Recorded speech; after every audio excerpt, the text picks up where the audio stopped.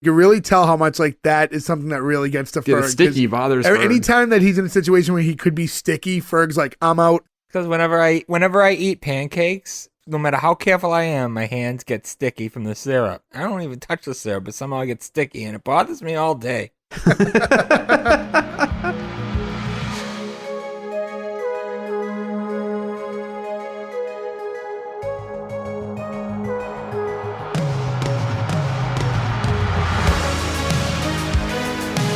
Welcome everybody to S1E1, the show where each week we pick a different sitcom, watch just the first televised episode, and forgetting anything we might know about the future run of that show, rate it and decide if that's a show we want to greenlight or cancel. This week we're going to be talking about The Last Man on Earth. The Last Man on Earth went 67 episodes over 4 seasons on Fox. Today we're going to be talking about episode 1, which was called Alive in Tucson, originally airing March 1st, 2015. So to get things started, I'm Jay Gags. With me, as always, the boys, Nick, Ferg, Joe, and not Gordo this week. He is away on assignment, so just 4-man team today. What's going on, guys? 8-ball corner pocket. Just kidding. Skinny jeans on dude suck. No quote from me. So how's everyone doing this week? Fantastic. Classic tired. I'm glad we're not the last men on Earth, though. I'm glad that I've got buddies to talk to. Yeah, no, this is going to be a fun episode to talk about, I think. I guess we'll find out at the end, but I think it'll be a fun one. Very different than other episodes. We'll get into it as we go along, but I mean, the majority of this episode only has one person in it. So it's very different than anything we've tackled before. But because of that, we get to talk a little bit more situational than so much dialogue, even though he does have a share of lines that go on throughout the episode. Yeah, not very dialogue heavy, though. Pretty, very visual, this episode. Yes. Which one thing interesting I found when I was reading about the show is that they had a really hard time filming this because it's really hard to go anywhere and have it be silent without the noise of people. So like if a plane flies over or you hear a car beep. Like airplanes, Yeah, the whole take is shot because you have to redo everything. So that's pretty interesting. Probably why they went with like a place like Tucson and try to shoot around the desert and stuff like that. Ferg, you picked this episode. Any particular reason you wanted to go with this one? It was just a really good show. At the time, the only other person I knew that watched it was Nick, and we used to just talk about it all the time. The show that starts strong and then like ends strong, and it was taken before its time, which is sad. Did this show, not to jump ahead, of course, but did this show get a proper finale, or is it cut off and it's... No, it ends on a cliffhanger. It got unceremoniously canceled after they had finished a season, and they left it wide the fuck open, and it left a gaping hole in me because I think they fully intended on another season happening. They didn't even kind of tie it up, and then they got canceled, and everybody was just left like, oh, this sucks. If you let a show like that people like go, you should give them the money to go film like a 1-hour episode to resolve it. You know what I mean? Like that's so shitty to do. Be like Firefly and like with Serenity, you know? They got a full movie. Yeah, right. I mean, I don't think anything, especially nowadays with all these streaming networks, I don't think anything is dead forever. So, you know, maybe the S1E1 podcast can revitalize the love for this show. We'll see how the end of the episode goes. But, you know, you never know what happens. Yeah, if everyone's on board, maybe we can get a hashtag going. I'd rather see another episode of this than MacGruber. Shows like this are hard for me. Like, if I enjoy it, or everyone recommends it to, even if it's a show I've never seen. Hearing things like, oh, it ends on a super cliffhanger, it just ends early, makes it really hard for me to commit to watching a show knowing I'm going to end unsatisfied. Even though the journey's great, you know, I'd have 67 episodes that I could enjoy. It's really hard knowing the end game is not what it should be. It's like having a really great trip to prison, though. You know what I mean? You're like, this was the best road trip we ever had. The end result is Sing Sing. It's kind of like My Name is Earl, which we covered a long time ago. That ends on a cliffhanger, too. Yeah. And that ruins the experience for me twice. I have never gone back and rewatched the entire Aren't thing they again. bringing it back, though? I heard they were. I think there's been rumor of it, but I've never seen anything solid. Jason Lee just kind of started dipping his toe back into the acting world. He was gone for a while. We are getting Mallrats, too. He left Scientology, so... Still upset we never got Fletch. That is one of those lost movies that I'm really sad about. I don't think the new version that they ended up filming is going to be anywhere near as good as Fletch 1 would have been. I agree. So if you guys want to jump into this episode here for The Last Man on Earth, the show starts with like a shot of the desert. And like there's just a title screen that reads the year 2020, 1 year after the virus. That read differently now, huh? Right? Foreshadowing. Yeah. Right? Read that and was like, Oh, fuck. That's not great. Funny, I didn't even think about that at the time. That's crazy. So yeah, so this is originally aired in 2015, so this was supposed to be 5 years in the future. So we have a bus that drives by leaving Arizona. We kind of see the sign, the state sign, and it's driving by, and we just kind of see like a shot of a map, and someone's crossing out the state of Arizona after leaving it, and then following that, we just kind of get various shots of a bus driving through the whole country, and there's nobody in sight anywhere. And as he's driving, you just kind of hear him on like a PA coming out of the bus, like, hello, bonjour, Chinese hello. Chinese hello. Chinese hello is pretty funny. And as he's going along, he's kind of crossing out all the states as he's passing through them. He even drives into a mall at one point. Did not expect when he's in the mall driving. That was some good Blues Brothers vibes. Well, on the map, I meant to rewind and check, and I forgot about it. On the map, did he have Hawaii marked? Oh, I didn't notice. Because I think he did. It was either that or maybe Alaska, but it was one of the not continental ones, and it looked like he had it marked. I'm like, how the fuck did he get to Hawaii? Yeah, at least you could drive to Alaska. Right. I mean, he had time on his hands. Bus underwater. Now, this is no shade thrown on Arizona, but is that where you'd pick if you were spending, like, in a situation like this? I probably would have gone somewhere where the weather was a little more comfortable. Well, that's the thing. He goes home, and then he realizes, hey, I don't have to be in my old shitty apartment. I can go anywhere. But he already had in his brain, I'm going home. Yeah, so he's from Tucson. So he's just like, that's just where he's used to being anyways. But yeah, like, nothing against Arizona, but I wouldn't want to go any place where it was an extreme weather of any kind, because now you're living off of a generator. So if you ever run out of gasoline, no air conditioning, and any place else you go, even to go get food and stuff, there's no electricity. You don't want to go someplace super cold either. You got to try to find someplace that's probably middle climate. San Diego is like your only option. I think Arizona in this time would be the perfect spot, because if you could somehow get solar power, you're going to have the most sunlight out there. It's always blue skies and sunny out there, so you're always going to be generating any kind of solar power you can get. I guess that's true, but he doesn't seem like the solar power figuring out type of guy. That's true. He did figure out how to make a toilet. Yeah, he is good at toilet. He has a lot of good toilet inventions in this episode. But and also we see his face for the first time as well. And that's when we find out it's the character's name's Phil, but played by Will Forte, who's in a ton of stuff. For me, best known from SNL, but he's got a long credit. Yeah. By the way, I will be referring to him as Tandy for most of the episode, and I apologize in advance. Same, yeah. But yeah, when you see his face, it's like he's kind of reflecting after he just crossed the last state off the map. And then you get that exterior shot of the bus just kind of in the middle of nowhere, and you just hear him screaming.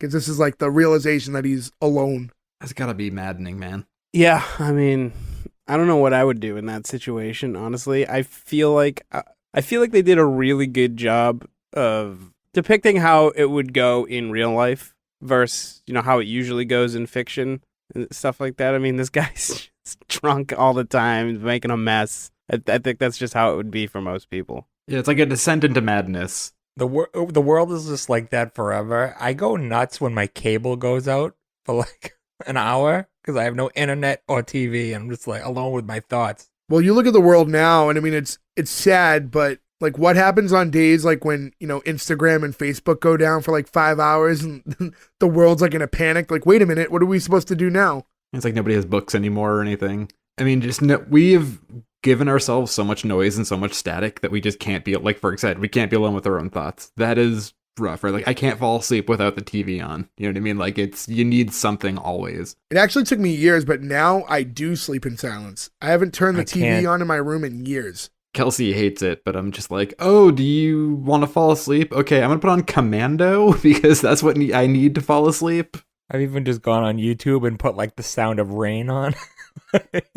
See, that doesn't work I need for me. some noise. Although I will say, if I wake up in the middle of the night and I can't get back to sleep, I think we've talked about this before, but there's that website, listentoamovie.com, and I'll just put the audio of a movie I've seen. I didn't know you could do that. That's awesome. Yeah, it's really, really good. It actually works too for like long walks or something. Like if you just want to put on like Ghostbusters, if you have to go somewhere, you can see the movie in your head. It's interesting. I don't know. I'd have to give it a shot. Terrible. Yeah.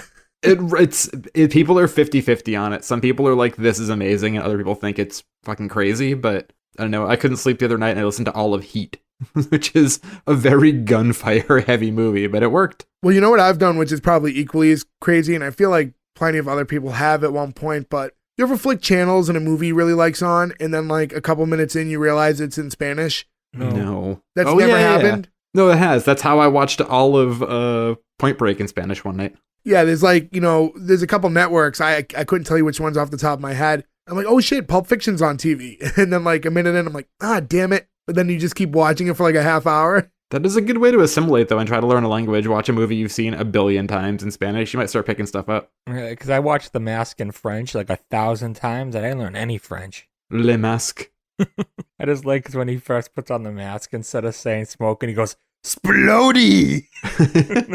So you did learn some French. Yes, I learned smoking in French. Je suis la jeune vie. Les keys, Milo, not les fromage. Les keys. Next, you see him like spray painting something before taking off in his bus again. And when he drives off, it's revealed that it's like a sign saying, you're now leaving Utah. But what he spray painted over it is like alive in Tucson. So he's traveling the country and just kind of shooting out messages everywhere, in case somebody sees one of these signs, like that there is another human somewhere. This is a smart move. I imagine that it does get a little sad, though, as you drive around. It must be weird at night, because I feel like most of the infrastructure is done, right? So, like, you're driving around on highways and stuff, like, none of the street lights are working anymore. Because he has a generator, right? And he has the issue later on with the toilet, because obviously municipal stuff stops working, right? Like, your water is no longer running. So, driving around in the complete darkness of the world, and you're the last person, that's horrifying. And I don't know if it's something that gets touched on later down the road, and it doesn't matter anyways because we're only talking about this episode, but we see 0 animals throughout the episode too, right?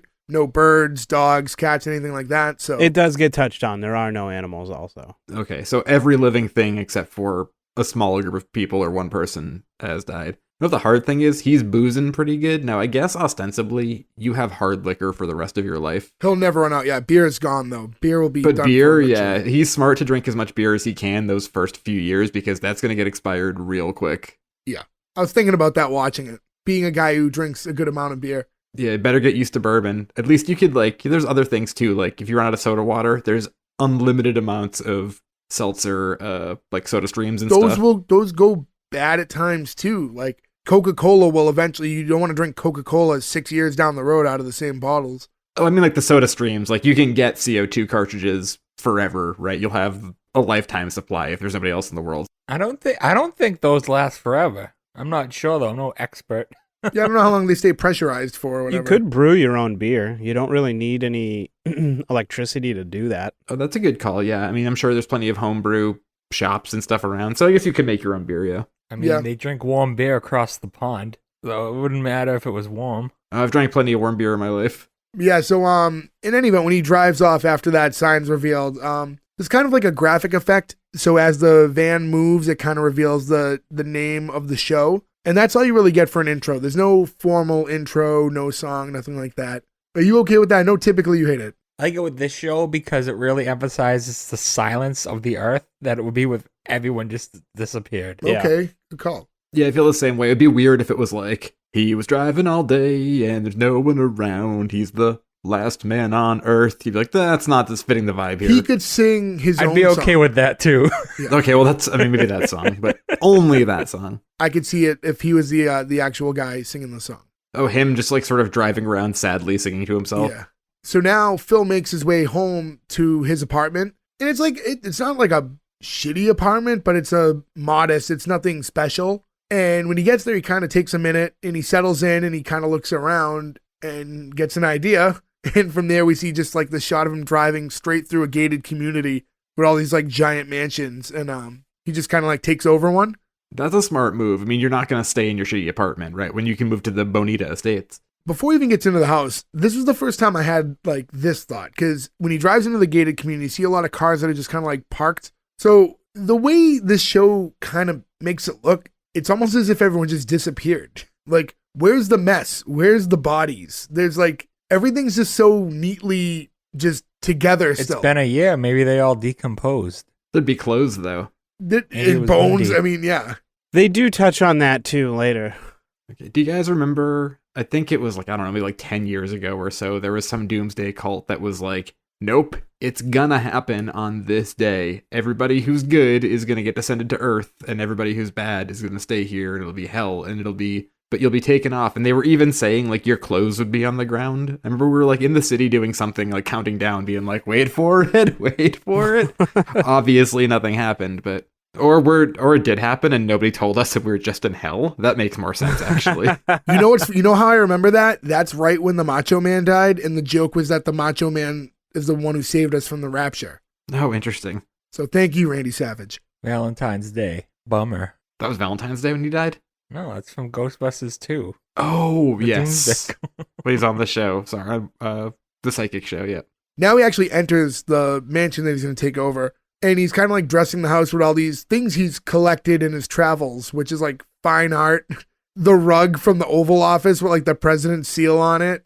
Yeah, he's got like a Van Gogh painting. Yeah, like a T-Rex head. I think it was the ruby slippers from the Wizard of Oz. Yep, he's got Michael Jordan's jersey, a space suit. He's got a Heisman and Babe Ruth's bat. I just assume he drove through the fucking Smithsonian and just grabbed like everything. I don't think he's trying to go for a convenient one stop though. I think he needs to kill time. So Whose Heisman do you think it was? I think it was Heisman's. It might have been. I would have OJ's. OJ's was for sale. And if we're being completely honest, and Joe, if you're being completely honest, name someone else with a Heisman Trophy. Bobe Bimpson. I don't know.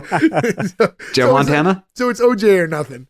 It got me thinking, seeing all this stuff, and you basically have the world to yourself. You can collect any items. Is there anything you guys would be like, if I could take anything I wanted in this world, like what is it that you want? The Declaration of Independence. Only if the Second Amendment is involved. No. Anything I want. Fuck, that's tough. Isn't that hard? Yeah, I was thinking about it when I was watching. It's like, what would be the thing you go for? It would be something you would need to be able to transport, too. Like... You can live wherever you want. You can live where it is. That's true, too. I want to grab that bench that has a statue of Jim Henson and Kermit. I think it's in like Maryland or something. I'm going to jack that and put that in my front yard. That'd be a nice little sitting bench. Yeah. I get the Walt and Mickey statue. Stealing your idea. With a different statue. If we're all going for statues, I'd get the one of RoboCop in Detroit. I'm going to have to get a Batmobile. Also, I would need a giant Belichick crossing the Delaware. I was thinking that when he was stapling it to the wall, I was like, Yeah. That should be a Belichick. Did you notice when he hung his family picture that it had his brother on it, Nick? I did notice that, actually. I forgot to... I'm like, wow, they planned that super ahead. I thought that was like a last minute. They did, yeah. Jason Sudeikis? Jason Sudeikis plays his brother. Yeah. Who does make an appearance, and like he's in that picture, like, yeah, but it was like 2 seasons later he shows up. It's strange. But yeah, it's funny. When the whole world is like at your fingertips, like, what do you even want? Like, is it even that fun when you just can have it? I mean, well, that's the thing, though. It's not the whole world. You're stuck to North America pretty much. Yeah. Yeah, it's not even... Yeah, you have the resources, but like it's not like he knows how to like, steer Fly a plane cruise ship or yeah. Yeah, exactly. Well, I mean, actually, you could get to Europe fairly easily. You can see Russia from Alaska, so in theory, you can get on that boat. You can probably get to a boat and get to Russia from Alaska easy enough, and then you got to drive all the way across Russia and to get into Europe. Yeah, just ask Sarah Palin how to do it. Yeah, right, exactly. They also, there's a whole season where they're in Mexico and stuff. So, I mean, he goes north-south. He just doesn't go across the world. Well, from Tucson, Arizona, it's quicker to get to Mexico than it is to get to like Boston. That's the other thing about the show. I mean, like, not to go into it's not really about going further into the show, but it does allow you to think about like the caveats about this situation that you probably wouldn't normally think about. Like, at a certain point, the nuclear reactors all over the country start to fail and melt down. Yeah. So they have to find on a map the place that you could be the furthest from a nuclear reactor, because you have to be hundreds of miles outside the radius of these things. And there's nowhere in the United States that you can be where you're not near a nuclear reactor. So that's why they went to Mexico. But it's shit like that I would not think about while I'm just gallivanting around like, oh man, my nose is huge today for some reason. I don't know what's going on. I must be like dams are gonna break and all sorts of stuff. It's crazy. It's really funny that one of the ideas that made them make this show was, do you remember that show Life After People? It was like a big History Channel show. They would be like, Oh, what it would look like? yeah, that was Yeah, like yeah, I the do remember conceit. that. Like, in 500 years, if nobody or no things were around, this is what it would look like. And basically, at the end of the show, one of the things they talked about that would be left standing in the world, that everything else would fall apart, is the giant Daughters of the Confederacy mural in Georgia that's built. It's like carved out of granite. That's like Civil War generals coming home sad in defeat. And they said that's like built and carved so well on such a good stone. They're like, everything in the world will fall apart, but if aliens come back a million years from now, they will just know about racist Civil War shit, which I find so funny. Hey, they'll find Mount Rushmore. Mount Rushmore will fall. A lot of Times Square would still survive because I guess for a while now, a majority of that has been on solar power. So as long as those interesting. solar things are still working, there's still going to be... I mean, the ads will probably stop running, but the screens will still be on, the lights will still be on and stuff like that for a Carson while. Daly will be there. In perpetuity. Imagine you're last man on Earth and you find another person and it's Carson Daly. Ugh. He was also in the pilot of My Name Is Earl, which we talked about earlier. My God, it's the same show. You know what's funny is last week we did Hey Dude. This is the second episode in a row that takes place in Tucson, Arizona. That is a strange coincidence, yeah. Yeah. That's a strange coincidence. So we've, in 2 weeks, covered both shows probably ever that took place in Tucson, Arizona. Yeah. So give us some love, Tucson. We're giving you plenty. Tucson, 2 episodes. Makes sense. Hyundai, if you want to send us some free Tucsons, I have a Tucson. pay for J's and then Please. give us some. Yeah. Please, I've only had mine for like a half a year. I was always hoping they'd like have him like run into Will Smith or Vincent Price, which it would be impossible because he's dead. But that's Right. also like the last man on Earth. Like, Yeah, or Charles, God, what's his fuck? NRA guy from my Cold Dead Hands. what? Charlton Heston, Charlton. yeah. because of Omega Man. So now it's like the end of the night and Phil's in bed and I wouldn't say he's like praying, but he's just kind of talking to God. And he starts off by apologizing for all the masturbating, but he's like, that's kind of on you, which, fair. And he talks about how he's been driving and he's trying to see if anyone else has, survived this virus. And he goes on to tell God how it's not all bad because he would never be able to live in a house like the one he has now if the virus didn't happen. Informs him that he's wearing Hugh Hefner's actual pajamas, which he did wash. You want to watch those. Oh, those have seen some stuff. Mainly old man dick. Yeah. Yeah, those last few years, I don't know how much sex was happening. He was pretty Think up there. sex, but it's definitely just a lot of poopy. Just an incontinent old man. He's still Oh, fucking poop, pajamas. Mr. Stewart. And he does say that the woman situation is kind of the craps. And if he could send one down, that would be great. From there, you just kind of get to him trying to pass the time in the house again. And you see him just kind of playing racquetball in the house. And then the toilet breaks. So he's like, he grabs like 2 of those like 5-gallon jugs like that you'd have for like water bubblers. And he's just like going like, fixing the toilet. And I don't know why him saying that to himself as he was walking to the toilet really made me laugh, but it did. So you get a shot of him on the bowl after he fixes it. And he's like just drinking a beer. And so I guess like the problem is without the plumbing working properly, you have to keep feeding the back of the tank. So he needs to keep grabbing water to feed the tank so it'll flush. He actually doesn't need to fill the back. If he just pours it in the bowl, it'll work the same way. Once it gets to a certain height, it'll go down. I would rather just pour it in the back bowl than like let your piss and shit rise up. That's what I would do beforehand, like for convenience. But if it was like an emergency poo, you just pour it in, goes right down. I do like too that he pours part of the beer in. Where Yes. You're like, oh god, the smell of like hot, unair conditioned Arizona shit and beer. Like, oh, not great. After that, he heads to like a local supermarket. He walks up to the sign and it's got the no shirt, no shoes, no service thing. And he's shirtless. He's actually just wearing a headband, underwear, and boots. And Boots is kind of an odd choice. Not in Arizona. yeah, it's hot. You don't want to walk around like the asphalt with bare feet and stuff. No, I just meant like maybe like Oh, tennis shoes or something, like sneakers, something a little lighter. but yeah, he reads the sign and he just kind of like looks down and pulls a gun up and just shoots like right through the glass door. Walks I right love in. that's how he gets in any building. Like, Yeah, they bring that same gag up later on, and I laughed both times. It's pretty funny. So once he's inside, you see him walking by, he has the shopping cart in hand. And the first thing he does is he like knocks over this big like can display, which I don't know. I get you can do whatever you want, but for some reason that bothered me because if you're going to keep going to that store, it's going to be a mess every time you walk in now. Yeah, you'd have to keep switching up stores. Otherwise, that's just like, I mean, like, again, though, I mean, you don't know what's going on. There's a finite amount of time here, too, right? Because you have only so much time before some of this food is going to start going bad. I also like how he grabs one roll of paper towels. Yeah, just one.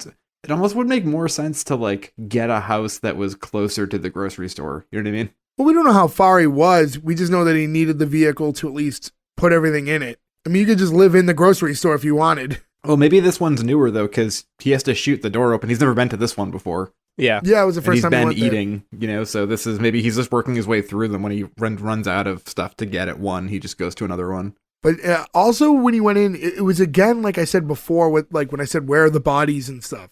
Like the store looks perfect. And if there was a virus that was like killing off everybody at a rapid pace, you'd think there would have been like chaos and pandemonium in like the final days when people are like dying off. And the store looks like it was freshly set up overnight and then just didn't open up the next day. That's the thing, too, about the virus in the show. They never really get into the specifics about what happened. So I guess in theory, it could be, correct me if I'm wrong, Ferg, I don't think they ever did. But I guess it could be one of those things where just like fucking people were alive one day and then dead the next. It's got to be that, the way everything looks. No, because they have lists of symptoms and stuff. When they think the brother has it and stuff, they know what to look for. Oh, really? Okay, I forgot about that. When he comes down from space. Oh my god, so somebody was in space? So this show gets crazy. The show gets very crazy. So, yeah, other than that, there's just kind of like shots of him in the grocery store and he's shopping and he's walking by with Twinkies on all his fingers to like make like a Twinkie Made hand. me laugh wicked hard. It was so dumb, but yeah, it was funny. All I could think of is his fingers are going to be sticky all day now. Yeah, there's no running water. Yeah. It's a hard clean now. Everything is wet naps. I haven't had a Twinkie in like 25 years, but it did make me really want one. I've done that with Bugles. Speaking of a really hard clean, he also bought or just took all the porn. All of it just scooped into the... Well, there's no internet anymore, man. What supermarket has porn? Tucson, man. It was more like a variety store than a supermarket, I think. No, it was like it had like a. I remember when he first walked in, there was a sign in like in the distance on the wall was for the bakery, and there were the aisles, and there was like giant displays and everything. That was like a full on like supermarket. Yeah, it felt more like he was in a Trader Joe's, but the Trader Joe's had a porn section. Arizona. Trader Hose. Getting the Gordo treatment. I was gonna say, yeah, you filling in for Gordo. I had a split second, and I came up with a porn pun based on Trader Joe's immediately, and I got no credit for it. Someone maybe laughed. Maybe if you did it on a radio voice, we would have. How about Trader Hose? Hose. It actually worked. The voice really does it, yeah. I think we all need jobs in radio. So on the way home, he drives by like a storefront, and he sees this mannequin that he seems to be very attracted to. And I actually I was surprised because he's been like lifting things from everywhere as he's in his travels, but he clearly liked it, but he just let it be. He didn't take it or anything. It gets revisited later, but I thought like the next scene you were going to see her in the passenger seat with him. Also, this is 2015? Yeah. Or supposed to be 2020. He's looting the whole world. There are like those real sex dolls. You think he would go for something like that over a mannequin. He probably has one already. I feel like you could have multiple. You could even just get the ones that are torsos that you can put into the dishwasher. Okay. Not me. Do you guys ever watch that show, Love After Lockup? It's one of the best shows of all time. I have not. I genuinely, Joe, don't understand where you get the time for this much TV. You have seen everything obscure and not, and I don't understand it. I mean, I would have went with the show Dave because, we covered it. Watch our Dave episode. I watched all of Dave. I'm saying there's that episode where he has the sex doll that's just legs. Oh, yeah. It's much like that. Yeah, there's a dude in Love After Lockup who literally has a sex doll that's just the torso. And he's trying to clean up his house and he puts it in his dishwasher with food dishes and stuff. So he's got your plates from lasagna and Chinese food he's had over the week, and then a used, disgusting, full of cum sex doll torso that he puts in there too. Just toss that shit on pots and pans. It'll be good in 2 hours. But yeah, if you haven't seen it, Love After Lockup is amazing. And then after that, he's back home and talking to God again. And he's telling him about how he's enjoying a $10,000 bottle of wine and says it goes great with these SpaghettiOs. I don't know about you guys. I've never had SpaghettiOs in my life. What? Really? I've never How is had that them. physically possible? Yeah, as a kid, you never had them? No, We have SpaghettiOs all the time when we were young. I've never had them. That's so fucking weird. I would say it's You're an weird. Italian thing, but you guys are all like kind of Italian, right? Yeah. I mean, like, but I used to also eat Chef Boyardee raviolis too, right? That's like eating a frozen pizza or going out for good pizza. I've right? also Like, never had Chef Boyardee. Jesus Christ. I've never had Hamburger Helper, like any of those like types of things I've never had. Beefaroni? Never had it, no. I mean, it's not good, but Yeah, like none of these things are good. But they get the job done. I was never like, these look delicious. Like they look disgusting.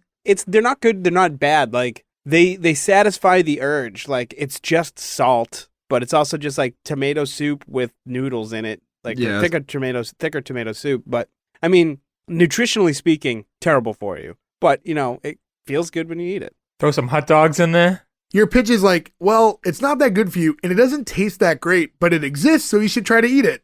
Like, oh, okay. But I feel like, again, that's kid food, right? Like, it's the kind of stuff you eat. It's what we talked about Lunchables in that episode. It's not something you would buy for yourself now, but you understand why kids want it. Yeah, but to me, like, I don't know, Lunchables are like their own thing. SpaghettiOs, you can make the regular version of spaghetti with sauce and it's going to taste better. One takes a minute and one takes hours. Exactly. I love making homemade mac and cheese. It takes about an hour and a half to make it, and it's amazing. Or you can make your kid Kraft mac and cheese in 2 minutes. You know what I mean? It's not the same, but it's the same. Did you guys ever make SpaghettiO sandwiches? No. No. You just put SpaghettiOs between two pieces of white bread. It's delicious.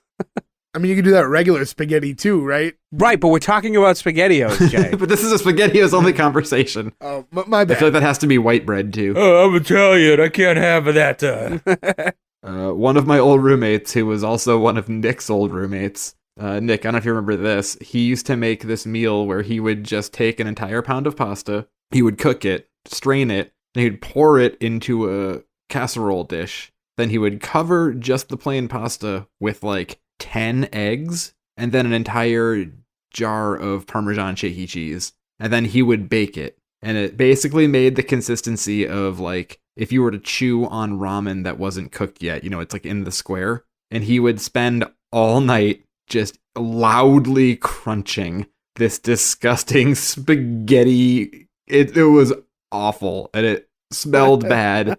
And what it made him do did not smell great either. And it was not an enjoyable thing. When you could start hearing the eggs getting cracked, it was like, oh, fuck me, not this thing now. The only thing I remember him eating is 1,000 boxes of Lipton noodle soup with extra noodle. It's like all he ate like every day. I need extra noodle, Mom. Yeah.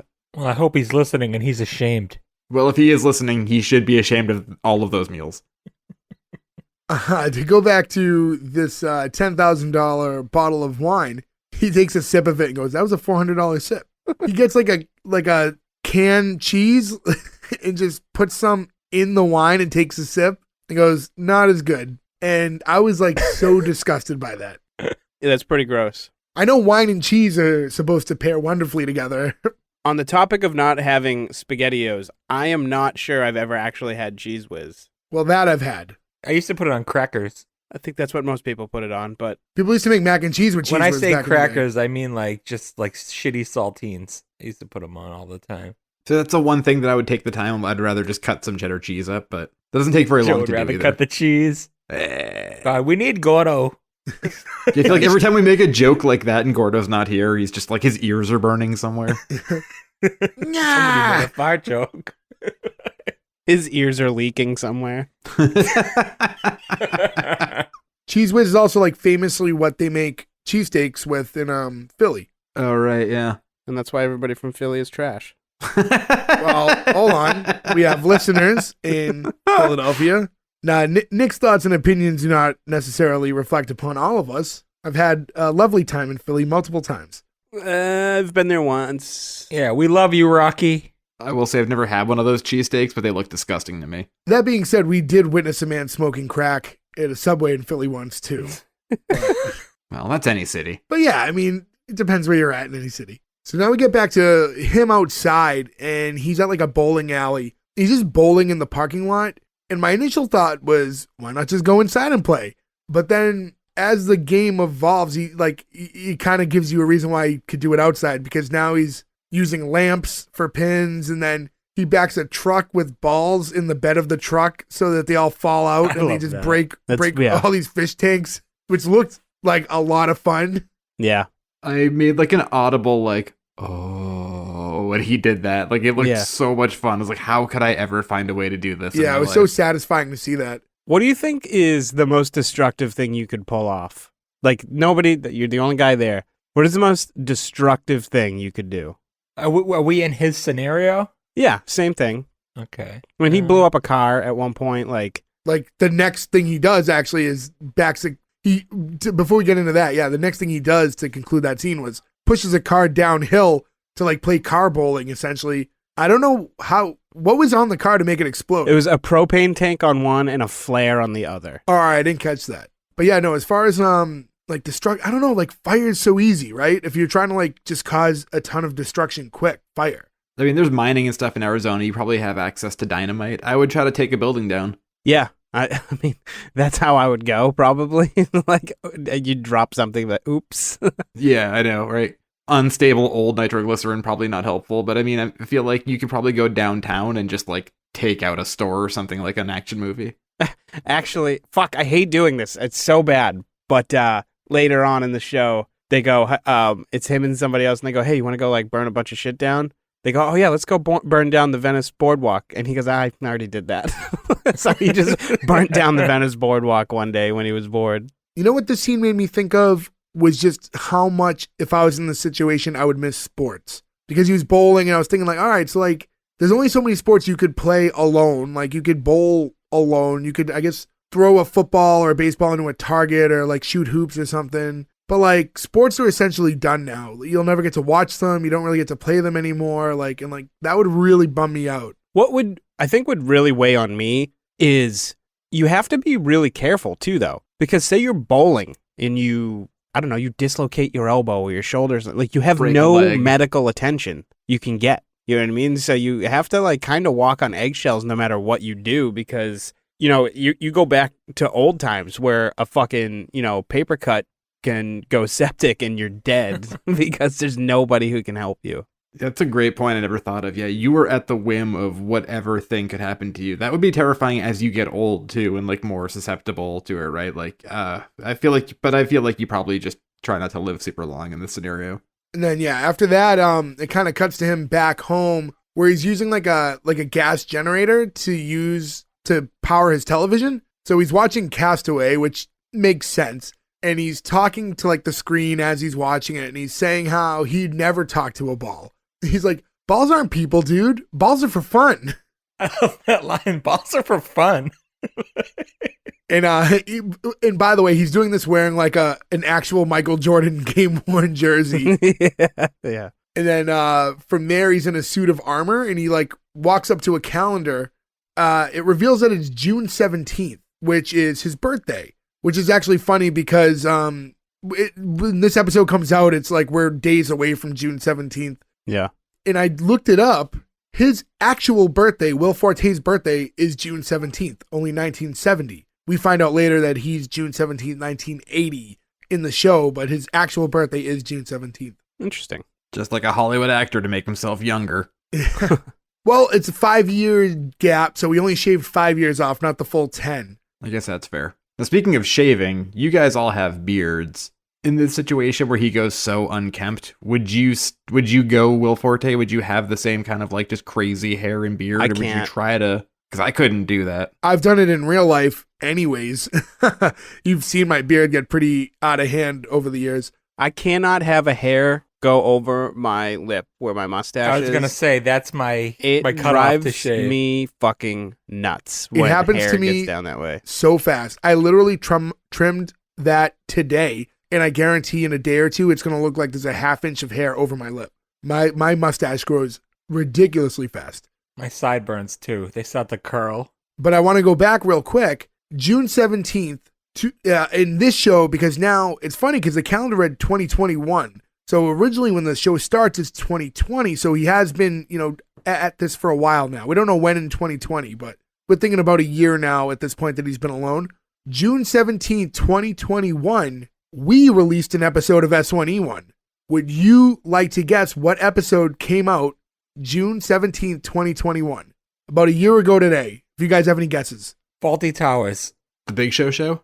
Nick, you got a guess? Just guess. There's no prize. I can't. I'm struggling to think of shows that we did back then. We've done like 60 of them now, and I can't think of one of them. If it makes you feel better, I almost guessed Thanks and then remembered that it was a Thanksgiving episode. Fuck. Was it Country Comfort? It was not. It was actually what to date is actually our best listened to episode, That 70s Show. Oh, interesting.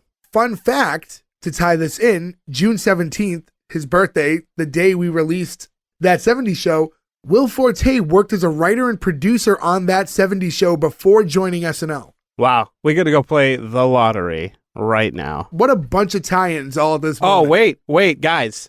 June 17th is 617. The area code where we're from, yeah. And if you live in the greater Boston area in 2022, June 17th is when Nick Swartzen's performing in Boston. Oh, what? Yeah, I just saw that the other day.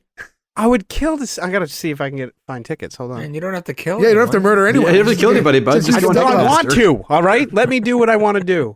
That's almost my birthday. Go kill the dog next to Jay's house. After that, it cuts to him in an abandoned restaurant, sitting in the dark with a Twinkie. Oh, just real quick, though. You mentioned he was in the suit of armor, but you didn't mention what he was doing in the suit of armor, which was just standing, getting pelted by a pitching gun. That was later. That's later. No, it happens twice, because he gets it in the head later. Oh, I didn't realize that was happening the first time. No, there's a scene where they cuts to this right before he goes in the house, where that's why he's in the suit of armor, because he's just standing and the ball machine's just pelting him with them. You guys always want me to skip things, and the one little fact I don't mention, we go back to.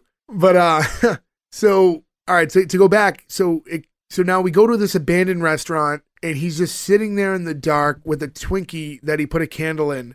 This legitimately made me sad, because, like, the scene is, he sees the date, it's his birthday, yeah, and he's going to this restaurant, and he's just sitting completely by himself, like, trying to have some, like, a semblance of, like, normality, and he's just celebrating his birthday completely alone with, like, a Twinkie, and you get this flashback scene because he looks off, and it's like a clip from, pre-virus times of him with his friends and family celebrating his birthday, and I believe it was the same restaurant that he was in.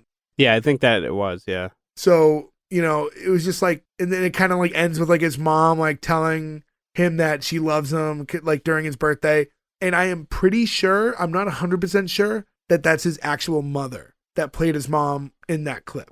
It's pretty fun. I mean, I guess if you're doing a scene like that too, where it's not so much acting because there's no dialogue, you're like, there's not even going to be volume. Like, we're just going to hear music over it. You can just get anybody you want to sort of just be in the party scene with you. I did the majority of my fun fact homework in a 1 minute clip span. It was all really in that little region. I did all my exterior homework. Well, I mean, there's other fun facts to be had.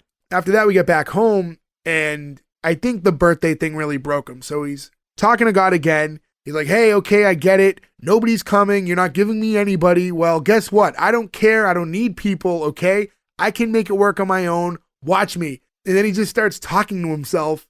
He's going back like, hey, Phil, how you doing? I'm good, Phil. How are you? You just get this hard cut to like a black screen, and it just says 5 months later. And you go back to his house, and the place is a fucking mess. He like just emerges from this pile of trash. That jump scared me, by the way. When he popped up, it scared the shit out of me. His house looks like in The Simpsons when Marge goes away for a weekend and Homer and Bart do garbage angels on the floor. That's all I could think of with the living room here. Simpsons did it. Yeah.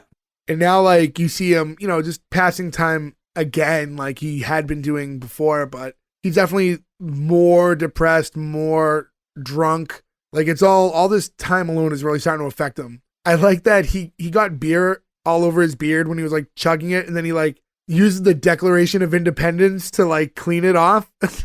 They're really good at the like quick gags like that. Yeah, you have to pay attention. Yeah, I guess he didn't go to the supermarket and buy one thing of paper towels. Yeah, if he had bought two, he wouldn't have to use the Declaration of Independence. I also like when he makes a giant margarita in a kiddie pool, but then like Yeah, the kiddie pool margarita is really all straight down to the salt all across the rim of the pool. great idea for a party, but the fact that he actually laid in it would like Yeah, you don't want to do that. And who knows how often he's bathing at this point. exactly. At this point, even if it's your own body, like I don't want to drink my own bath water. No, and like, belly button lint or like, Yeah, anything. You get fucked up so fast too, because your body absorbs it through your skin. Also, I don't know, I can definitely drink a warm beer, but I don't want to drink a warm margarita. And that margarita is not staying cold. No, just out in the sun in Arizona. Yeah, that's going to be real gross real quick. That sounds like heartburn and puke time super quick. Plus, he's gonna be sticky all day. Yo, so sticky. I like the triple sec and everything. That's twice in a row. You can really tell how much like that is something that really gets to Yeah, Ferg. the sticky bothers Ferg. Anytime that he's in a situation where he could be sticky, Ferg's like, I'm out. I can't do this. It's because whenever I eat pancakes, no matter how careful I am, my hands get sticky from the syrup. I don't even touch the syrup, but somehow I get sticky, and it bothers me all day. The last thing you think of before bed is like fucking syrup. Hours after washing his hands, everything's fine. He's just sitting in bed like, I was so careful. I don't get it. I'm with you though. You can't have syrup without it just being your hands just get gnarly. Like it defies gravity and somehow jumps onto my hand. Yeah, it's like you have a gravitational pull towards it or something. Now, when it comes to margaritas, are you salt, no salt? Are you frozen? Are you iced? I am no margarita. I hate margaritas. I do salt. I'm a purist with that. I know some people do sugar, but I don't do tequila at all, so I don't do margaritas. Oh, okay. I like margarita here and there, not much, but I always do no salt and ice, not frozen. I like whiskey sours. Those are close, right? That's pretty close, yeah. Half the bars you go to just use margarita mix instead of sour mix. Right, yeah. People don't want to make that themselves. They'd rather just have one bottle in the well. From there, you see his toilet again, and now there's so many empty jugs of water and like cans in front of it that he can't even get to it. And he's like trying to, and he just like falls over like the pile of bottles. So he goes back outside and he gets a saw and he like saws a hole in the diving board of his pool so he can use his pool as a toilet. Well, The Fish Aren't Biting Today by David Allan Coe plays, which I thought was the best song for this. Now, we talked about the margarita smelling bad or everything smelling bad in the heat. He now just has a open backyard toilet.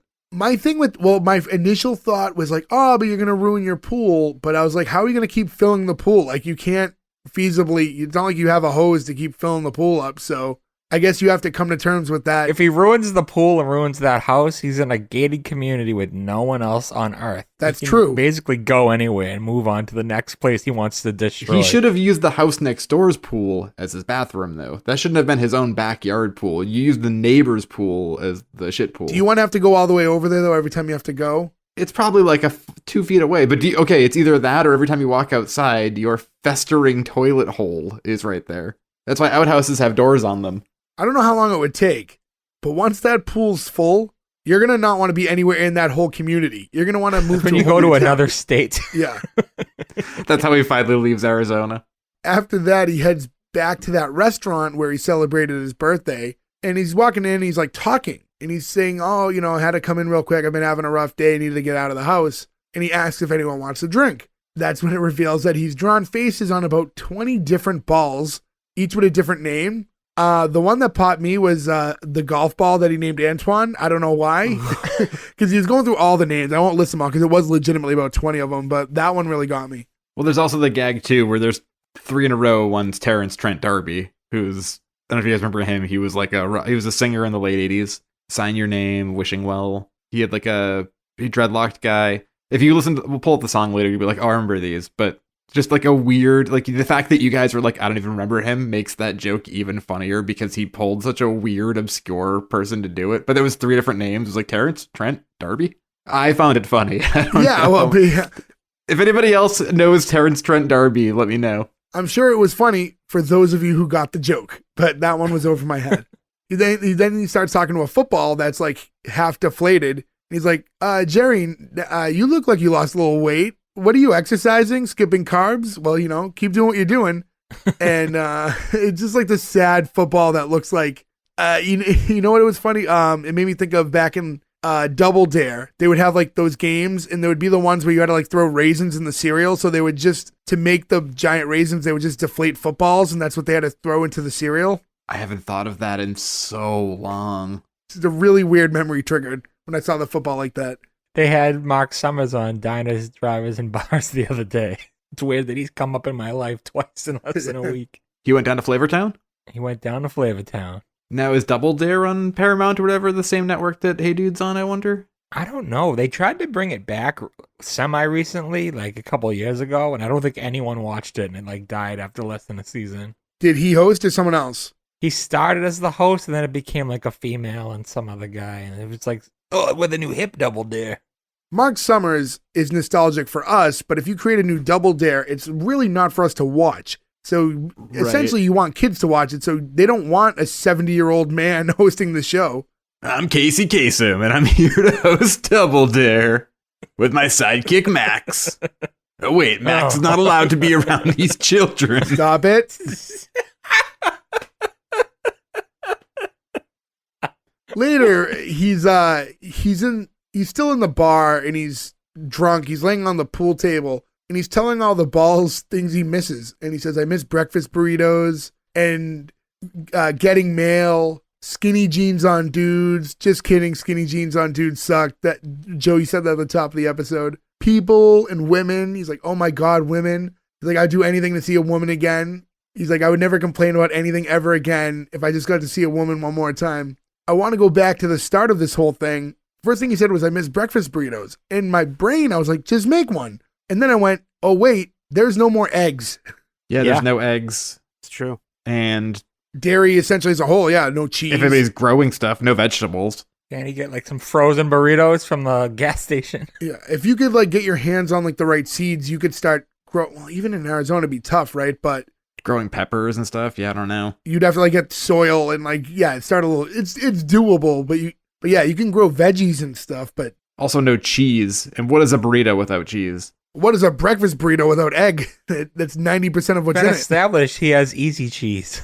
All right, yeah. What is easy cheese made out of? Is there any dairy in that? I assume probably not. Because it's in a can? That's the one thing that I couldn't do, though. Like, I would lose my mind over not being able to, have, like, the food or whatever and, like, the beer, but, like, no cheese forever? Ooh, that sounds tough. I have so little foods I can eat. If then the world took cheese away from me, I'd just be inconsolable. At that point, Joe just says, fuck it, and eats a ton of gluten. Oh, to be fair, that first, that first month or two when I was alone in the universe, I would be eating so much stuff before it expired that would make me sick because fuck it, who cares? Yeah, it's like the last chance ever. I would be sitting on that diving board eating Cheez-Its with my ass out in the hole, just not giving a shit. I thought his hole placement was a little weird. I would have put it further towards the end, I think. He looked good. He had his legs draped over. He seemed comfortable. No, he had his legs draped over, but now they're underneath him the way he hangs. So he's probably just pooping on the back of his feet the whole time. Well, here's my big issue with it. He's drinking a lot, right? Yeah. And if you were to get drunk on your toilet and fall forward drunk, you're going to fall about 3 feet and smash your head, and that's going to be bad. If you're going to be on... You're landing all the poo, cushioning That's the problem, yeah. That's an awful, awful idea. After he goes through this list of all the things he misses, he asks Gary, who's a ball, if he wants to come hang at his place tonight. And then he goes, shut up, guys. And then he goes, that's really homophobic, Bryce, even for you. This whole scene, I think, is the funniest part of the episode. Between this and the going to the talk to the mannequin thing, with all the conversations he has with the balls are so fucking funny. And this goes to show how good Will Forte is in this role, because he is so funny in this, and that's really hard to pull off, and have it not sound like, it's to be in that headspace to just commit to it. Well, yeah, you just touched on it too, because he takes Gary to see the girl who's a mannequin, and, they're in the car and they're having dialogue, and he'll talk to it. And I like that they'll just, when it's Gary's turn to talk, they'll put the camera on him, and obviously he's not talking, and Phil isn't talking for him either. So it's just silence. So Phil says something, then they show Gary say nothing, and then it's Phil reacting to it. And I thought that was the better way to play it, but he's having this whole conversation with him. Gary, quote unquote, convinces him to go up and talk to the mannequin. Then as he's getting, it was like, don't honk the horn. And He walks up to the window, shoots it out, obviously. He heads inside because the mannequin's a window display. I don't think I've made that clear before, but it's just kind of a window model. What they say, the windows, am I right? Windows, right? Which, if I was single and I ever had to hit on somebody ever again, that would be the first thing I said. I'm very sad I can't use that. That's my favorite line of this whole episode. And then he tells her how he's wanted to talk to her for a while, and then he likes her outfit, and then he eventually kisses her, and he says, I'm sorry for being forward, and he tells us that he's been through a lot and realizes that, other people make life worth living. He goes to shake her hand, and that's when her arm comes off, which is kind of like what snaps him back into reality once that happens. Yeah, this is the heavy scene. Yeah, and he remembers how alone he is, and tells God, like, you win.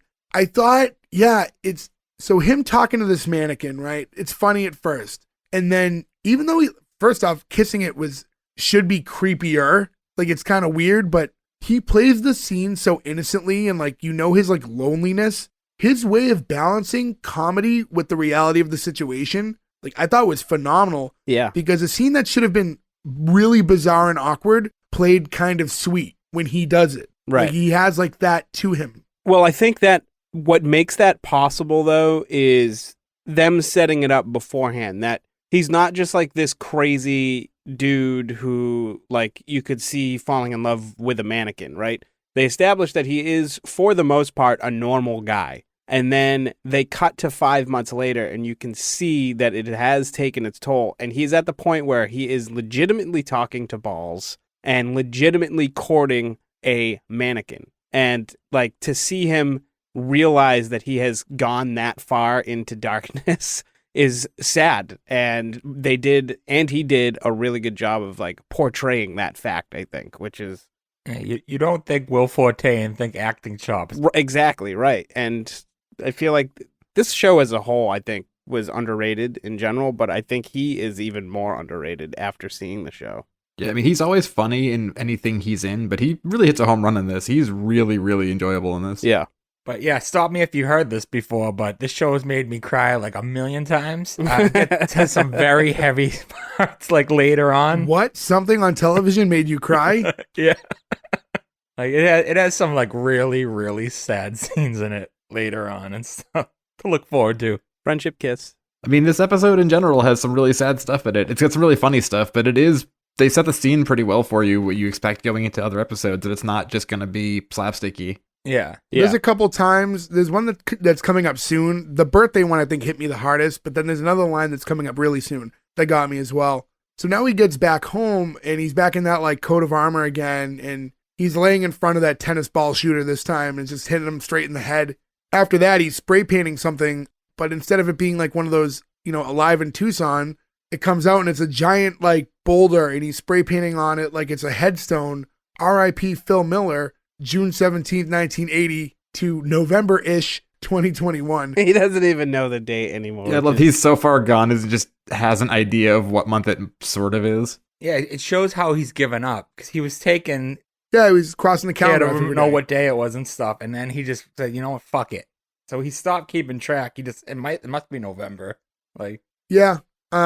So now he has like a small eulogy for himself in front of a lot of his friends who are all balls.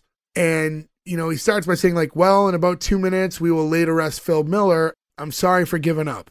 Again, I was like, man, that line hurt. Like you're seeing just like a really innocent, nice guy who just got put in a weird situation and he's about to give up. And just the way he said sorry for that, like, I don't know, it hit me. I like that it's still played for comedy, though. Even with all that, he has a gun. He could have just been like, yeah. But he decides to paint a giant target on a rock, get back really far. Yeah, like he's Wile E. Coyote. Car into it.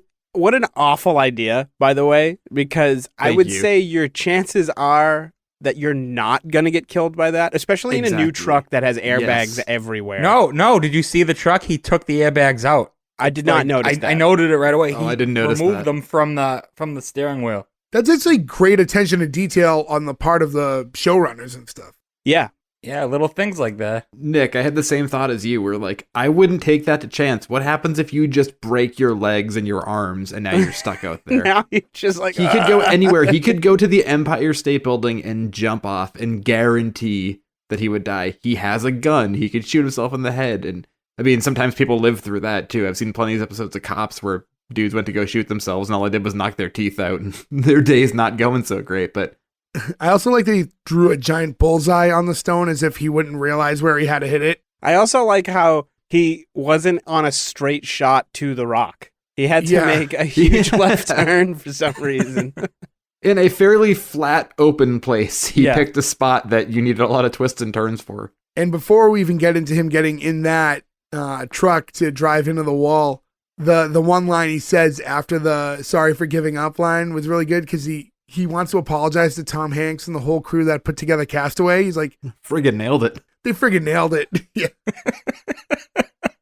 So after that, he gets in his truck and he starts like racing down towards the bullseye that he drew. And right as he's about to hit, he like brakes and swerves off. And he jumps out of his truck and he hops on the roof of it and he starts looking off in the distance and you see smoke. So now you realize somebody else is alive. Or it's spontaneous combustion. Yeah, he could have drove up and then, something just caught fire like from the heat and that would have been so much sadder. Yeah.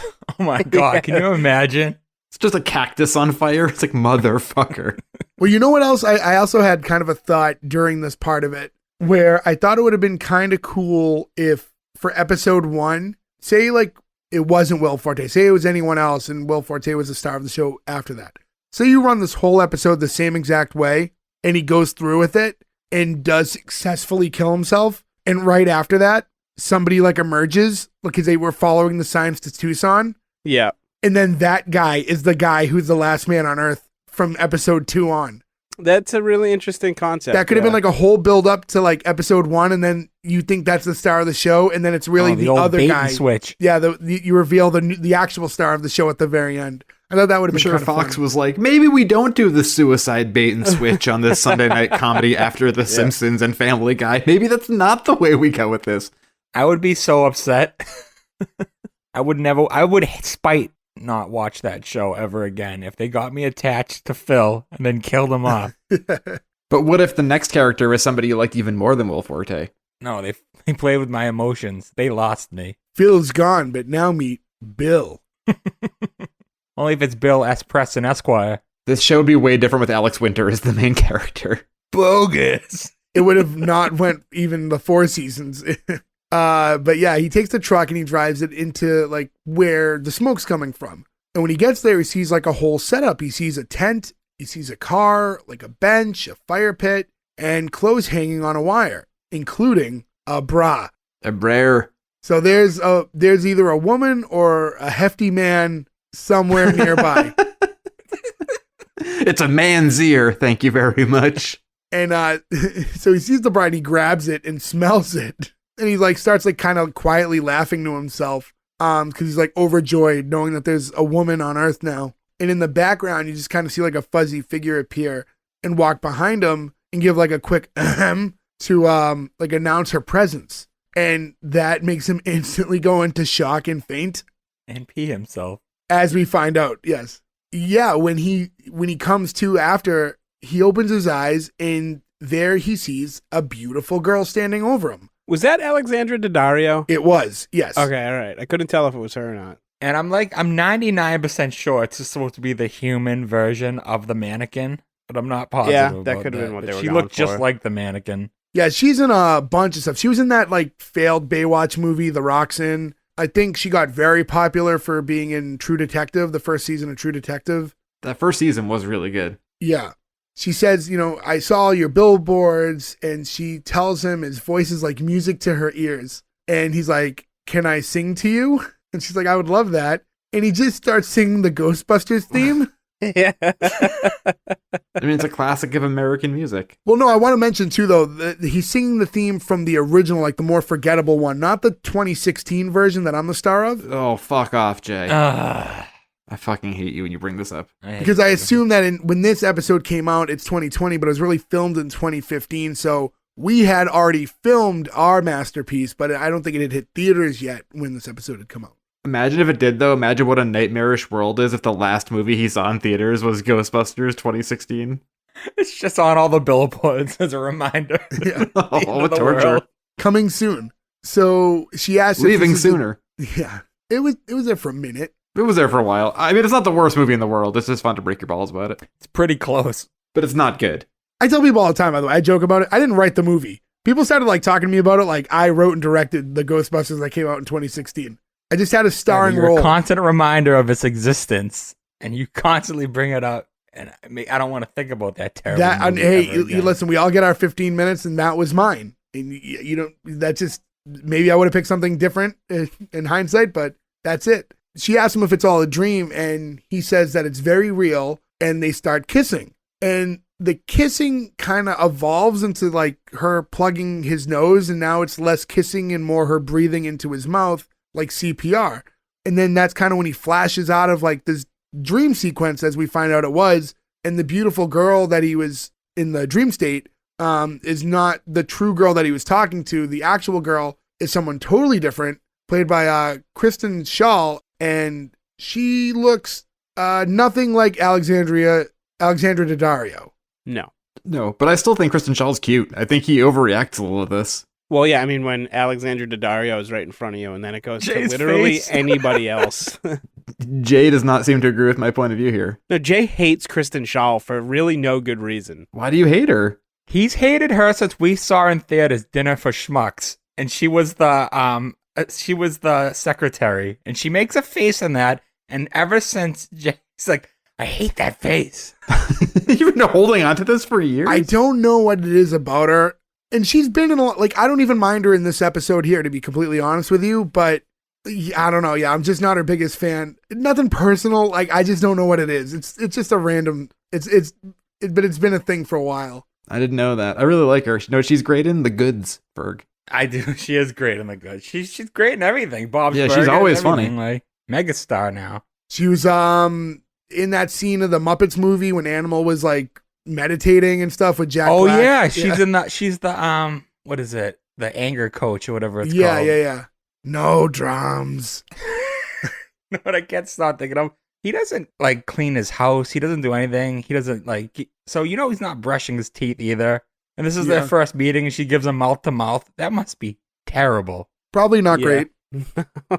Well, he just smells like kiddie pool margarita and human pool feces, so I imagine that his mouth is probably not the worst part of it. I wonder why she doesn't just crash houses. Like, she's like sleeping in tents and living that way when you could just break into any She's house. on the along your- move. She's coming to him. Yeah, I had the same thing, but I'm with Ferg. I think, though, when she's in Arizona now, she's looking for this dude, and I think she probably figures that she will settle, but Arizona Tucson is a pretty big city, right? You gotta find the person first, and maybe they left, so you don't want to, like, you get too bogged down. But I'm just saying, like, every night, if you're on a long cross-country road trip and you just got to stop for the night, just kick a door down and sleep in a bed and then move on. That's a good point. I'd rather sleep in a bed than the desert floor in a tent. And then you have to make the tent every night.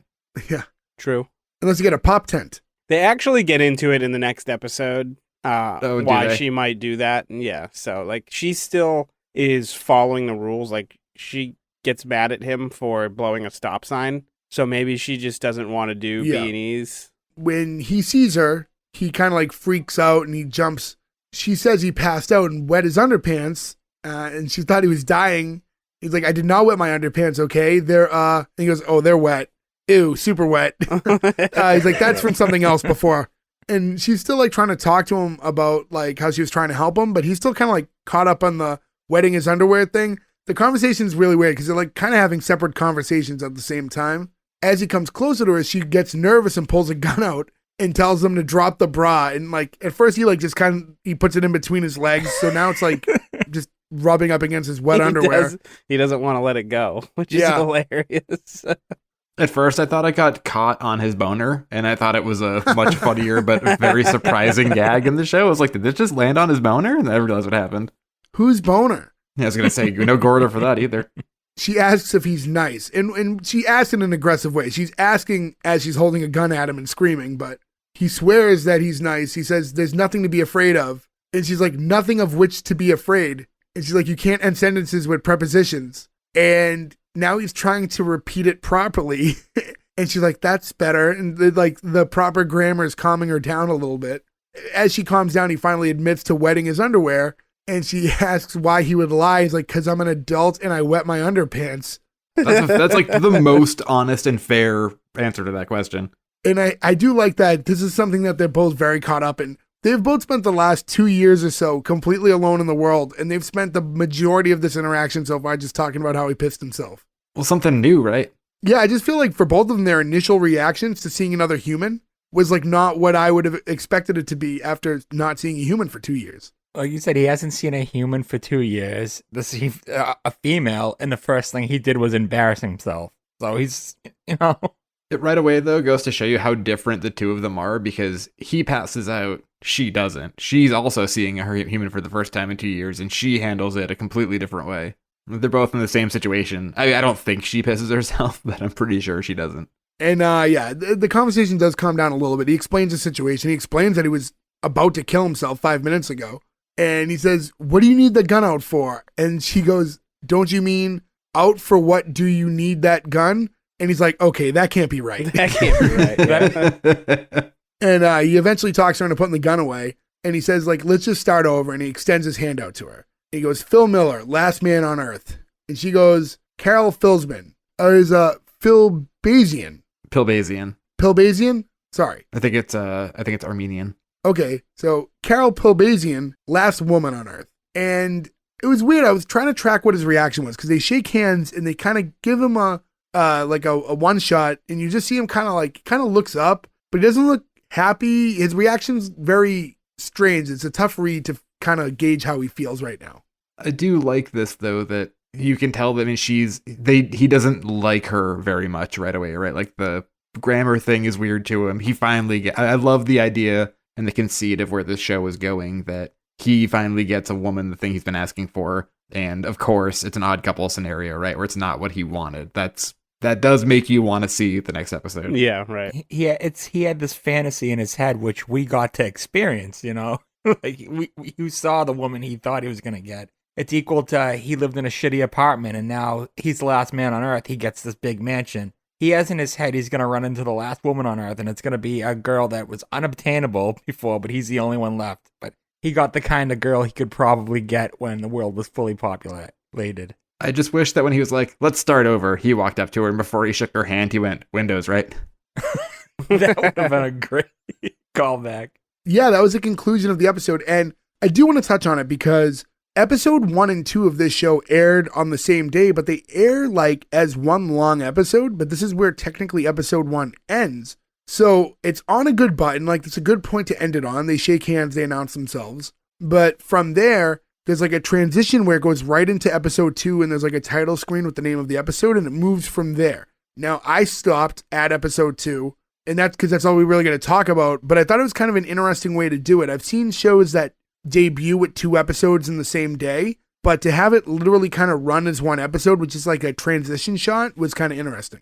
Yeah, I mean, even on Hulu, it doesn't have like next episode. It's literally on there as one episode, which I don't really understand. If you search the show, it says season 1, episode 1, 44 minutes long or whatever. It even lists it through everything official. Yeah, it's interesting the way it works, but technically there is an episode 2 that has a second name, which comes up on the screen when you're watching it. So obviously we would cut it off right there, because also I don't think people want us to talk about an additional 22 minutes on the other end, and that would have been a very, very long episode. So this was the proper place to cut that short anyways. Yeah, our episodes track between 1 and 2 hours on a half an hour, 22-minute sitcom as it is. Nobody needs us that long in their life. Yeah, knowing everyone, like, I wonder what these 4 guys are thinking about The Last Man on Earth for the next 4 hours. I really want to hear their thoughts on episode 2, Mad About Shoe. That was the conclusion of the episode. Anything else you guys want to touch on as far as this show? Anything that, like any fun footnotes? I did think it was interesting that the guys who wrote and directed this were the dudes who did the Lego movie and the 21 Jump Street movie. I find those things not enjoyable at all versus what I find about this show. Have you seen those things? Those things are great. 21 Jump Street was pretty funny. I didn't like it. You didn't like it? Did you see it and didn't like it? Or did you not like the idea of it? I didn't see the second one, but I saw the first one. I think they're both pretty funny, actually. And I know Will Forte's in the Lego movie too. I don't know if he's in 21 Jump Street anywhere. He might be. I like the TV show 21 Jump Street. And that's why you don't like the movie, right? No, I usually can separate myself from that stuff. Like, I think Starsky and Hutch is terrible, but a funny movie. You know what I mean? It's not anything like the TV show. I think Starsky and Hutch is great and a terrible movie. There, well, we're at odds. Yeah, we're fighting. We're frauding later. The trivia for this on IMDb is a lot about it is like about the future episodes and stuff like that. But just a couple interesting things about it are Will Forte wrote the role of Carol specifically for Kristen Schaal to play her. It wasn't like a casting thing that they're like, oh, she'll do good in this. He wrote it and got her to play the character. And also, I don't know how the trivia works on IMDb, and I don't know if it's some sort of Wikipedia thing where literally anybody could add anything. But about 6 lines down on the trivia for The Last Man on Earth on IMDb says, Will Forte ate 3 meatballs before filming each scene. Every scene? I don't know. I really want to ask him about that now. I imagine he would gain a considerable amount of weight eating 3 meatballs before every scene being Yeah, not filmed. every day, every scene. But what's even funnier is if that's not true, and some dude just added this to the trivia of The Last Man on Earth about Will Forte eating meatballs. I don't really Maybe they were understand. really tiny meatballs. Maybe from the SpaghettiOs. Oh, those Spaghetti-O ones are real small. That you wouldn't pack on the pounds from those. But all right. So other than that, I really can't think of much else I want to say about the show. I really like the way the show is shot. It's kind of that cinematic style. It really lends itself to the brand of humor that they use, because if it was more standard sitcom-y, like that kind of 3-camera style, I don't think the depth and drama like would tie in properly in the way that they kind of weave in the seriousness with the humor. It just wouldn't come off the same way. So it really needed to be shot this way for a lot of that tone to work. But yeah, I thought it was really well done. It was shot pretty beautifully, actually. Yeah, I agree. And after this and Hey Dude last week, I've never been to the Southwest before. And I'm like, man, I really want to go see that part of the country just because I never have. Yeah, same. Same. I've been to a lot of places in this country. Road trip. On there, yeah. I mean, I think it should be a fly trip, not so much a road trip. It's a long drive to Arizona. I don't want to tangent too much to Hey Dude, but I was looking a little bit at the actual Dude Ranch that it was filmed at, because you could technically go there. Yeah, you can stay at the ranch. The pool's still there. The Bar None. So the way I was thinking of it, and I'm sorry for everyone, because Hey Dude was last week, and please, if you haven't listened to it yet, go back and give it a listen. You go to that general area of Tucson, just spend one day at the Dude Ranch. You know, just spend a few days there, but spend one day at the Dude Ranch itself. This way you're just on the property, swim in the pool, drive a mile out or so, see the old abandoned buildings, and just call it a day. And now we can try to see, I don't know if this was filmed on location, actually. Was Last Man on Earth anything on location? I doubt it. It's probably California. Yeah. Most likely. I'll look it up. There's plenty of desert in California. I will say, though, it is funny being from the Northeast, right? We're from Boston, all of us, right? We're surrounded by historic stuff. And then you'll be walking down the street and some tourist is looking at some 500-year-old building where something happened. And you're like, move the fuck out of the way. Don't you have buildings where you're from? And we're telling people from Arizona, like, go check out the movie ranch from Hey Dude. And we live in historic Boston. The question I've gotten the most is, you know where those duck statues are? It's like, get the fuck away from me. But it's not people asking you at your work. You're just like in 7-Eleven. You know, I've been in like the Commons just walking through. Nick, I thought you looked up where they shot, and I thought this was your opportunity to say that. I just said it, but I kept getting overtalked. So Yeah, so I thought you were was, going to it was shot in Southern California. It was shot on the moon. With all the green cheese. Well then. So SoCal, you said? Yes. All right. Another desert, climate makes sense. So I think we've covered everything we need to cover as far as this episode goes. Nothing left to do other than the green light or cancel. Now, again, Gordo's not here, so there is a chance that it could get tied. I'm going to be completely honest with you. I don't think it's going to come down to that. But that being said, Gordo's vote will be included later on. If you go to S1E1pod.com, that's where you can find all our links. On our Instagram page, we always post the green light or cancel results at the end of the week after a show comes out. So be sure to go to S1E1pod on Instagram. Give us a follow there. You will eventually see the graphic that has included his vote that we'll get from him later on. But as far as ours goes, Nick, I'm going to start with you. Yeah, this is an easy green light. It's very intriguing, conceptually speaking.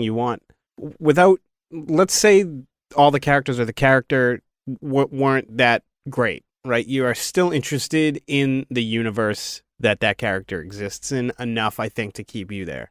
It helps that Will Forte kills it in this, too. We meet Kristen Shaw right at the end. I can see the chemistry between them being hysterical. This is not my first time watching the show, but the pilot at one point kept me watching all the way through this. So very easy green light. I like it a lot, and I am definitely not canceling it. Green light. Ferg. Yeah, Nick pretty much said it all. It's a well-written show with a great actor playing a part that it feels like it was written for him. And it's silly, but it's heavy at times. And I love the dark comedy aspects. And this is a great pilot. And again, I'm going to cheat, but this show only gets better. So, it's one of the easier green lights we've had. I love this show. Green light. Joe. Yeah, we watched a couple episodes of this when it was new, and we didn't dislike it, but for some reason never picked back up on it. Watching it now, I'm really surprised that we didn't. Like you said, if we always measure on, would you want to watch the next episode? I immediately was like, oh, I need to dive back in and see where this goes. Then I certainly didn't watch all 4 seasons of it, and now I am very bummed out to know that it ends on a cliffhanger. But this was funny and a little touching at times, and Will Forte is amazing at it. I love him and Kristen Shaw, and it's for sure a green light. Yeah, so I'm not deviating from the rest of you guys. Joe, I'm in the same boat as you. I watched the first at least few episodes, and I don't know what happened. I just tailed away from it. I don't know what happened. I did enjoy it. I just never continued on. I would like to eventually give it a shot. I have also said that with so many shows that we've covered, and I rarely have the opportunity to, but I genuinely would like to watch this. I thought it was shot great. I've said this a few times throughout the episode, so to not repeat myself too much, I just think it was, they really balanced the humor with the honesty of the situation in like a way that really worked, and it's like such a tight line to be able to do that and have it not be too slapsticky or not too sad. That was kind of my issue when we did MASH a couple weeks back, was the humor didn't measure well with the seriousness. It just didn't feel right at times. Here, I think it was like that. They really rode that line really well. So I really liked it. I don't want to go on too long. So it's a green light from me. So that's 4 from us. Yeah. Real quick though, I didn't want to get into it during the show because I might still not get into it. Will Forte did express how he wanted the next season to go. Do you want me to get into how he wanted to see the season go without you guys knowing how the show ends? If it doesn't spoil too much about the first 4 seasons, if it's going to be something that's going to make it... Yeah, because I do want to go back and watch this It now. would spoil a lot. So, Then no. okay, Just talk about it as friends later. Yes, okay. Yeah, text I for will check in on you when I catch up to the show, though, Nick. All right, sounds good. All right, but so yeah, we will, once we get Gordo's vote, we'll add that, but either way, it's a green light because we have at least 4. 3 is passing with us. You know what that is? That's another Ferg victory. That's what that is. S1E1 champion. Once again, for those of you who have not been aware of this and listened to the past, Ferg only picks episodes that he thinks people will greenlight and not necessarily shows that he thinks are fun topics for discussion. So Did you not have fun today? I did. It's just, Exactly. I will pick a show that I know we won't like just because I think it'll create good dialogue or whatever, but not the point right now. I pick almost clunkers exclusively. Yeah, but not intentionally. You legitimately like just terrible shows. You need the anti-Joe. Joe's trying to pick shows that everyone will hate. I try to pick ones everyone will love. And also, guys, let us know what shows you want to hear. But congratulations to The Last Man on Earth. You live on to see episode 2. S1E1pod.com. That's where you can find all the links to all our social media, all the links to where you can listen to us. Hit us up. Please follow us on everything you can. Instagram and Twitter specifically is where we're the most active. So give us a follow there. Let people know about us. Don't be afraid to message us. We like hearing from you guys. Tell us shows that you want to hear. We do consider all that. We talk about it privately. So give us a follow, subscribe, rate, review. All that stuff helps us a lot. So we would appreciate, for those of you who are listening, it means a lot to us. We've had great listens, especially these last few months. But if you can just follow through, give us a 5-star review, give us a review on Apple, that really does help us. So thank you for that if you have time for that. But that's all the time we have for this week, guys. Tune in again next week. We will have another episode for you then. But that's it. Thanks, guys. Goodbye. I think we got the best Gary's in the truck white fella. Struggled with that one, huh? Not my best.